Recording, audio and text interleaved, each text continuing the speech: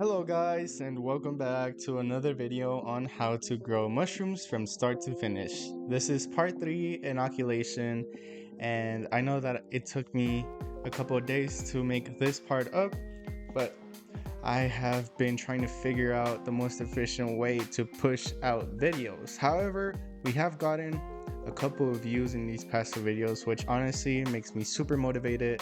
I want to make sure I'm giving you guys the best content and advice for growing your mushrooms. So in this part, inoculation is probably going to be the quickest part in this entire process of growing mushrooms, and it is also the most crucial part. I think this is where you need to be the most careful, because if you're not being sterile enough, or you're trying to be quick or impatient, you could easily contaminate your grain.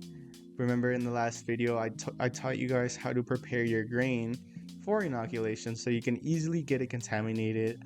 And also, if you are using the iso alcohol in your still air box, there is a risk of being burnt if you're not letting it dry out or overusing it.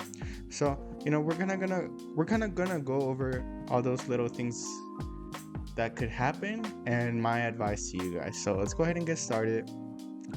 This is the very first thing. What you're gonna need is your sterilized grain jars. You're going to need your spore syringe or liquid culture. I highly suggest to use liquid culture, because starting from spore syringes, I feel like it takes a much longer time, and there's also a higher risk of contamination from my experience. So I just like using liquid culture a lot more. And if you only have access to spore syringes, I'm also gonna make a video on how you can turn that into liquid culture, so stay tuned for that. But the next thing you're gonna need is alcohol wipes or a spray, and then a lighter or a flame sterilizer. You could just use a lighter, that's what I use, and it's very cheap.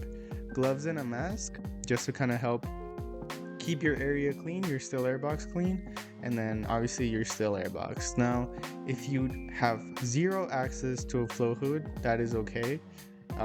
If you're doing this in a very large scale, you definitely want to try to invest in one so that you can get this process done a lot quicker with a lot less risk.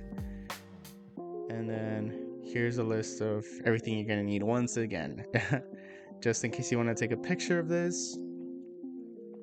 Now, this is going to be very simple. Like I said, it's very quick, but all you're going to need to do is set up your still air box and gather your tools.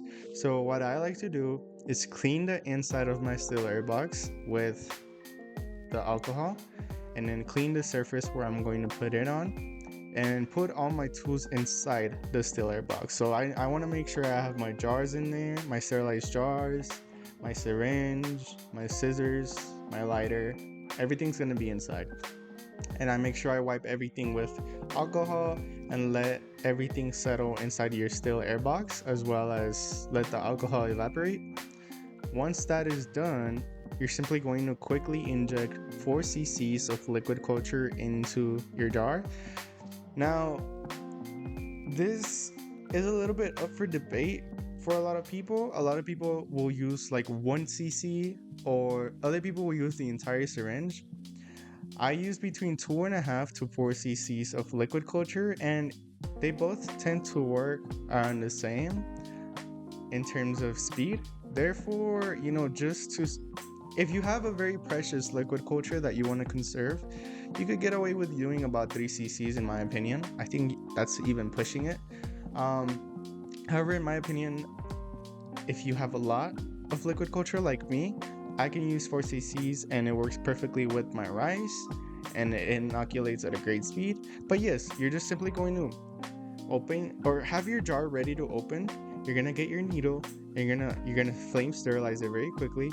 As soon as you're done flame sterilizing it, shake it so that all the liquid culture mixes up, and then you're gonna pop the lid open, inject it really quickly, and as soon as you do it, close the lid and set it to the side. And you're gonna do this step for as many jars as you have, what we'd like to do. Also, as you guys can see, my Canva trial expired, so now you're gonna see some ugly Canva watermarks. I apologize for that, but I'll try to invest in Canva again once I get a little bit more money to make some beautiful graphics again. And yeah, that's gonna be it for this video, guys. I know it was super short, but again, this step is probably the most quick one it's very crucial that you're very sterile. And I think this step will be easiest once I do it like on camera and show you guys how I like to do it.